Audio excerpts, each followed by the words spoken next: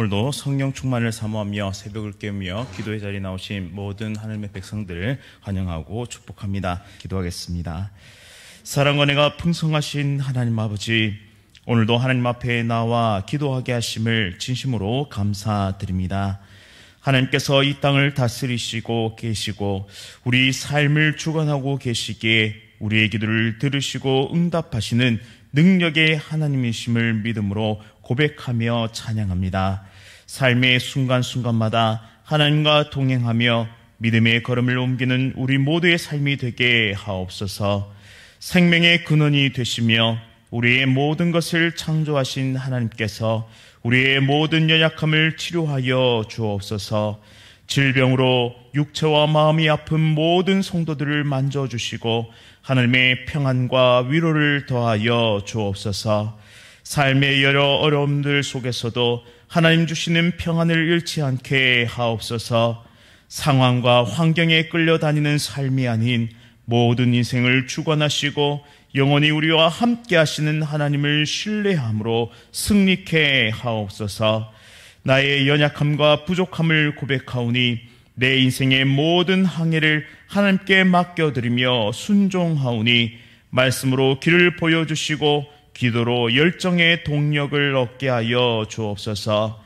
다 갚을 길 없는 그 큰 은혜 안에 기뻐하며 순종의 걸음을 걸어가는 우리 모두의 삶 되게 하옵소서. 천사 찬양대의 찬양을 기쁘게 받아주시오며 하나님의 충만한 은혜와 복을 내려 주옵소서. 새벽을 깨우며 함께 기도의 자리에 나온 모든 성도들과 또한 지금 방송을 들으며 기도하는 모든 성도의 기도에 응답하여 주옵소서. 예수 그리스도의 이름으로 간절히 기도드립니다. 아멘. 오늘 하나님께서 우리에게 주시는 말씀은 다니엘서 4장 19절부터 37절까지의 말씀입니다. 구약 성경 1238면에 있습니다. 다니엘서 4장 19절부터 37절까지의 말씀, 한 절씩 교독하실 때 살아계신 하나님의 음성 들으시기 바랍니다. 벨드사살이라 이름한 다니엘이 한동안 놀라며 마음으로 번민하는지라 왕이 그에게 말하여 이르기를, 벨드사살아, 너는 이 꿈과 그 해석으로 말미암아 번민할 것이 아니니라. 벨드사살이 대답하여 이르되, 내 주여, 그 꿈은 왕을 미워하는 자에게 응하며 그 해석은 왕의 대적에게 응하기를 원하나이다. 왕께서 보신 그 나무가 자라서 견고하여지고 그 높이는 하늘에 닿았으니 땅 끝에서도 보이겠고, 그 잎사귀는 아름답고 그 열매는 많아서 만민의 먹을 것이 될 만하고, 들짐승은 그 아래에 살며 공중에 나는 새는 그 가지에 깃들었나이다. 왕이여, 이 나무는 곧 왕이시라. 이는 왕이 자라서 견고하여지고 창대하사 하늘에 닿으시며 권세는 땅끝까지 미치심이니이다. 왕이 보신즉 한 순찰자, 한 거룩한 자가 하늘에서 내려와서 이르기를, 그 나무를 베어 없애라. 그러나 그 뿌리의 그루터기는 땅에 남겨두고 쇠와 노줄을 동이고 그것을 들풀 가운데에 두라. 그것이 하늘 이슬에 젖고 또 들짐승들과 더불어 제 몫을 얻으며 7대를 지내리라 하였나이다. 왕이여, 그 해석은 이러하니이다. 곧 지극히 높으신 이가 명령하신 것이 내 주 왕에게 미칠 것이라. 왕이 사람에게서 쫓겨나서 들짐승과 함께 살며 소처럼 풀을 먹으며 하늘 이슬에 젖을 것이요, 이와 같이 7대를 지낼 것이라. 그때에 지극히 높으신 이가 사람의 나라를 다스리시며 자기의 뜻대로 그것을 누구에든지 주시는 줄 아시리이다. 또 그들이 그 나무 뿌리에 그루터기를 남겨두라 하였은즉 하나님이 다스리시는 줄을 왕이 깨달은 후에야 왕의 나라가 견고하리다. 그런즉 왕이여, 내가 아뢰는 것을 받으시고 공의를 행함으로 죄를 사하고 가난한 자를 긍휼히 여김으로 죄악을 사하소서. 그리하시면 왕의 평안함이 혹시 장구하리이다 하니라. 이 모든 일이 다 나 느부갓네살 왕에게 임하였느니라. 12달이 지난 후에 내가 바벨론 왕궁 지붕에서 거닐세, 나 왕이 말하여 이르되, 이 큰 바벨론은 내가 능력과 권세로 건설하여 나의 도성으로 삼고 이것으로 내 위엄의 영광을 나타낸 것이 아니냐 하였더니, 이 말이 아직도 나 왕의 입에 있을 때 하늘에서 소리가 내려 이르되 느부갓네살 왕아 내가 말하노니 나라의 왕위가 내게서 떠났느니라. 내게 하나님께 쫓겨나서 들짐승과 함께 살면서 소처럼 풀을 먹을 것이요 이와 같이 7대를 지내서 지극히 높으신 이가 사람의 나라를 다스리시며 자기의 뜻대로 그것을 누구에든지 주시는 줄을 알기까지 이르라 하더라. 바로 그때의 일이 나 느부갓네살에게 응함으로 내가 사람에게 쫓겨나서 소처럼 풀을 먹으며 몸이 하늘 이슬에 졌고 머리털이 독수리 털과 같이 자랐고 손톱은 새 발톱과 같이 되었더라. 그 기한이 참에 나 느부갓네살이 하늘을 우러러 보았더니 내 총명이 다시 내게로 돌아온지라. 이에 내가 지극히 높으신 이에게 감사하며 영생하신 이를 찬양하고 경배하였나니 그 권세는 영원한 권세요 그 나라는 대대에 이르리로다. 땅의 모든 사람들을 없는 것 같이 여기시며 하늘의 군대에게든지 땅의 사람에게든지 그는 자기 뜻대로 행하시나니 그의 손을 금하든지 혹시 이르기를 내가 무엇을 하느냐고 할 자가 아무도 없도다. 그때 내 총명이 내게로 돌아왔고 또 내 나라의 영광에 대하여도 내 위엄과 광명이 내게로 돌아왔고 또 나의 모사들과 가론들이 내게 찾아오니 내가 내 나라에서 다시 세움을 받고 지극히 위세가 내게 더하였더니. 다 함께 읽겠습니다. 그러므로 지금 나 느부갓네살은 하늘의 왕을 찬양하며 칭송하며 경배하노니 그의 일이 다 진실하고 그의 행하심이 의로우심으로 교만하게 행하는 자를 그가 능히 낮추심이라. 아멘. 하나님의 다스림을 인정하는 삶, 하나님의 다스림을 인정하는 삶이란 제목으로 말씀을 선포하도록 하겠습니다. 느부갓네살 왕이 자신의 꾼 꿈을 이야기해주고 그 해석을 알고자 하였지만 이번에도 그가 공들여 키웠던 박수와 술객과 갈대아 술사와 점쟁이는 능히 그것을 해석하지 못했습니다. 왜냐하면 이것 또한 하나님께서 꾸게 하신 꿈이기에 또한 하나님께서 그 꿈을 통해 계시하셨기 때문에 다니엘 이외에는 오직 하나님의 사람 다니엘 이외에는 그것을 해석할 자가 없기 때문입니다. 어제 본문인 9절에 보시면 느부갓네살 왕은 벨드사살이라 이름하는 다니엘을 박수장이라고 칭하고 있습니다. 즉 모든 지혜자들의 우두머리란 뜻인데요. 이미 그는 하나님께서 지혜를 부으심으로 왕실 학교에 있을 때부터 10배나 총명이 뛰어났습니다. 또한 바벨론의 모든 지혜자들을 압도하였죠. 인생의 문제가 해결되지 않자 느부갓네살 왕은 마지막 카드를 선택했습니다. 다니엘에게 모든 꿈을 이야기하자 다니엘은 한동안 놀라며 마음에 번민하기 시작합니다. 그 이유는 꿈을 듣자마자 그 해석의 내용이 그의 마음속에 담겼기 때문입니다. 다니엘은 이제 괴로워합니다. 그리고 조심스럽게 왕에게 내 주여 그 꿈은 왕을 미워하는 자에게 응하며 그 해석은 왕의 대적에게 응하기를 원한다고 그렇게 말하죠. 이것은 참으로 지혜로운 처신입니다. 비록 포로로 잡혀가 있지만 에스라나 느헤미야와 같이 경건한 유대인들은 다니엘처럼 지혜롭게 처신하였습니다. 그로 인해 왕의 신임과 존경을 얻게 되었어요. 우리의 직장과 우리의 일터에서도 때때로 하나님을 믿지 않는 상관이나 고용주를 만나게 됩니다.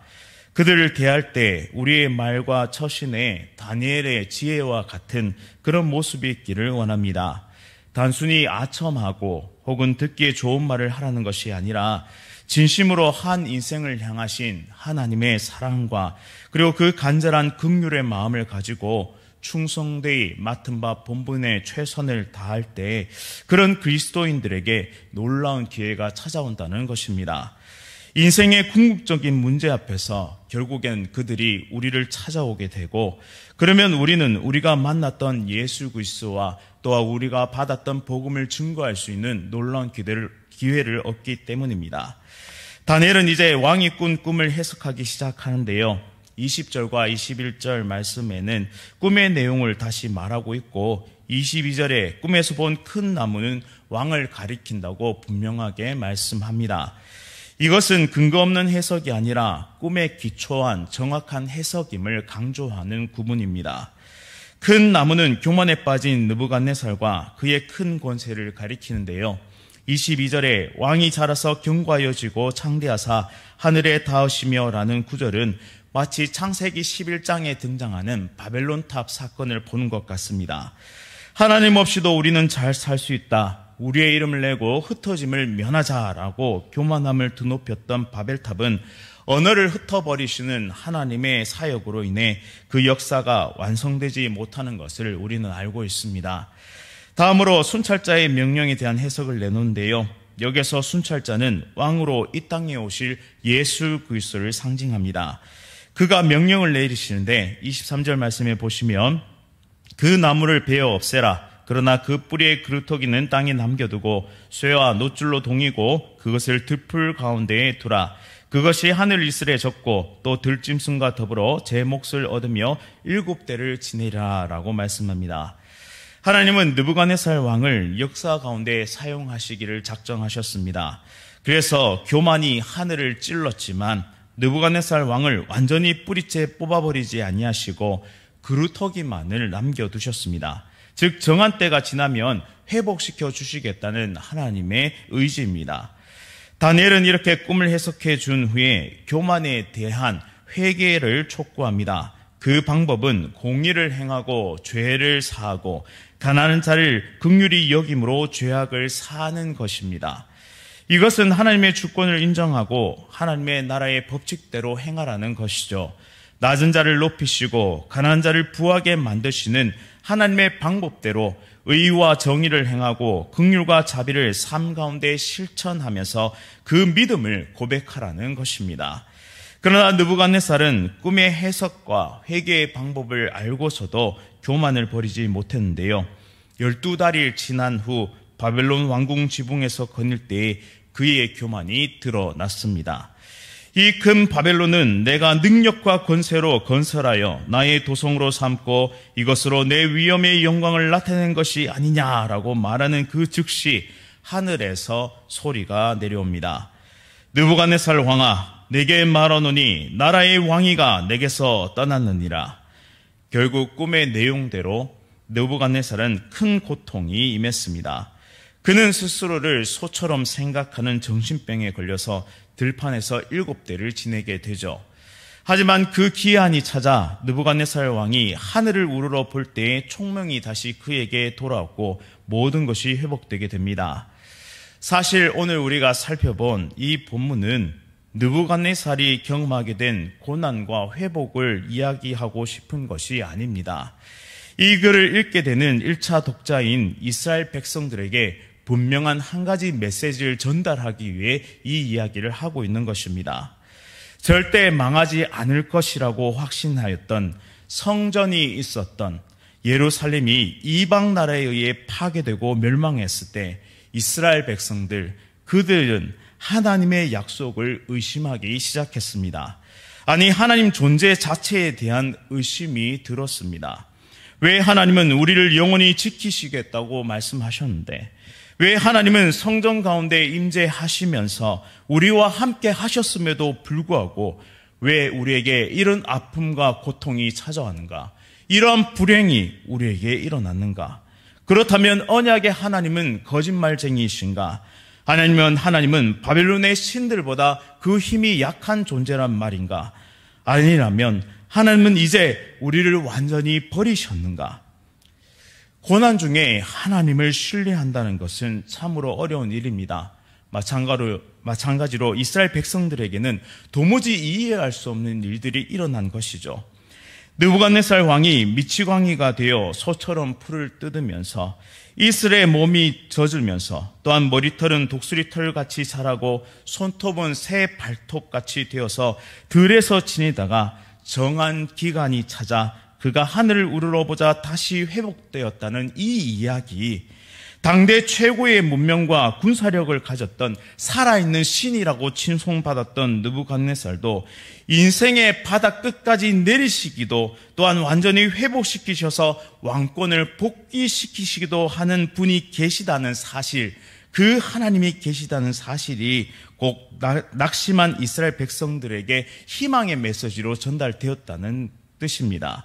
즉 그들이 품고 있었던 의문에 대해서 그 해답을 마치 드라마를 보여주듯이, 한 편의 영화를 보여주듯이 이 서사를 통해서 분명하게 하나님께서 대답하고 계시다는 사실입니다. 이 땅의 주권은 여전히 전능하신 하나님께 있다. 최고의 권세자인 왕을 낮추시기도 하시고 높이시기도 하시는 이는 예루살렘에만 거하시는 것이 아니라 이방 땅에서도 여전히 하나님이시다라고 우리에게 분명하게 1차 독자인 이스라엘 백성들에게 분명하게 말씀하고 계시다는 사실입니다. 그러니 느부갓네살이 정한 때가 되어 회복시켜 주셨듯이 너희도 정한 기간 70년이 차면 회복시켜 줄 것이라는 분명한 약속을 보여주고 계신 것이죠. 또한 그것은 회개의 여부를 떠나서 내가 약속한 것이기 때문에 그 약속의 근거에서 긍휼과 자비를 베풀 것이다라는 이 강력한 메시지를 이 이야기를 통해서 전달하고 있는 것입니다. 따라서 회개는 하나님의 은혜를 받는 수단이 되어서는 절대로 안 됩니다. 회개하면 하나님께서 이 고통에서 벗어나게 해 주시겠지라는 얄팍한 생각으로 회개해서는 안 된다는 것입니다. 진정한 회개는 언약에 신실하신 하나님의 은혜를 받은 자만이 할 수 있는 것입니다. 그 은혜를 깨달은 사람만이 하나님께 죄인됨을 고백할 수 있습니다. 순서가 잘못되었습니다. 회개하면 은혜를 받는 것이 아니라 은혜를 받았기 때문에 회개할 수 있는 것입니다. 왜냐하면 하나님은 회개의 여부를 떠나서 먼저 신실하게 약속을 지키시는 분이시기 때문입니다. 세상 모든 사람이 회개했기 때문에 예수 그리스도를 이 땅에 보내주신 것이 아닙니다.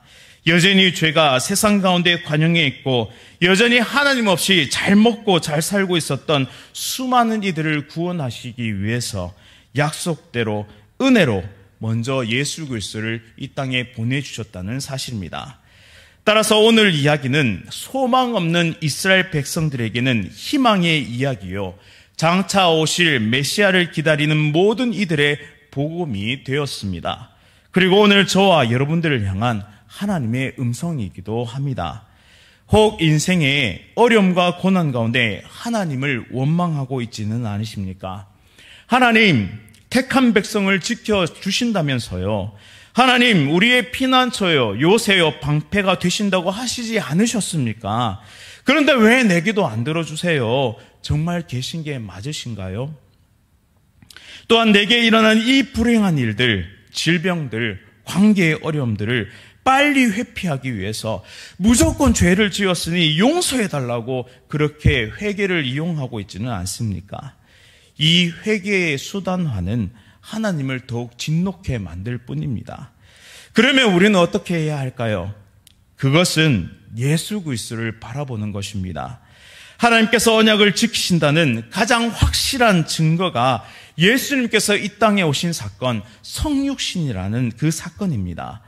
하나님이신 예수님이 이 땅에 오시고 나를 위해 죽으셨고 나를 위해 부활하셨고 그리고 나를 위해 승천하시고 나를 위해 다시 오실 것을 믿음의 눈으로 바라보고 전인격적으로 받아들이는 것, 그 예수 그리스도를 바라보는 것이야말로 진정한 하나님의 은혜를 받는 그런 우리의 기둥이 되고 우리의 반석이 된다는 사실입니다.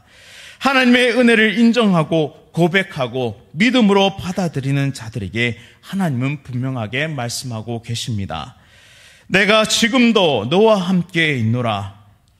예루살렘뿐만 아니라 이방 땅 그리고 온 세계 가운데 내가 너와 함께하고 있노라. 내 인생은 여전히 내 계획 가운데 있고 너를 반드시 구원시키고 또한 반드시 회복시킬 것이다. 그 약속의 보증이 바로 나의 아들 예수 그리스도를 보낸 사건이다. 이것은 나의 약속이기 때문에 너의 약함이나 부족함과는 전혀 상관없이 내가 반드시 이룰 것이다. 이 신실하신 하나님의 약속을 믿고 의지하며 고난 가운데 소망을 발견할 수 있는 우리 모두가 될 수 있기를 간절히 바랍니다. 하나님이 주인 되신 이 삶, 하나님의 주권을 인정하는 인생은 결코 망하지 않는다는 사실을 오늘 본문을 통해 우리는 선명하게 발견할 수 있습니다. 또한 모든 것의 주인 되신 하나님께서 반드시 약속을 이루실 것을, 나의 어떠함에도 불구하고 반드시 약속을 이루심을 믿으시기 바랍니다.